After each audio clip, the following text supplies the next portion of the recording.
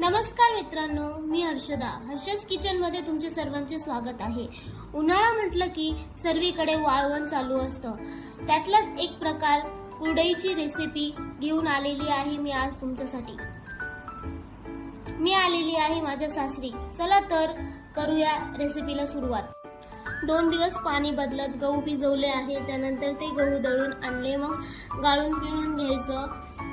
कोंडा वेगळा करायचा. रात्रभर ते पाणी तसंच ठेवायचं. सकाळी त्याचा स्टार्च खाली बसतो, वरचं पाणी फेकून द्यायचं आणि अंदाजानुसार पाणी उकळून घ्यायचं. त्यात चवीनुसार मीठ टाकायचं. गव्हाचा स्टार्च त्या पाण्यात टाकायचा आणि चांगल्या प्रकारे मिक्स करून घ्यायचं आणि झाकण ठेवून शिजवून घ्यायचं. तोपर्यंत कुरडईच्या सुऱ्याला तेल लावून घ्यायचं. त्यानंतर कुरडया काढायच्या आणि टाकायच्या वाळण्यासाठी.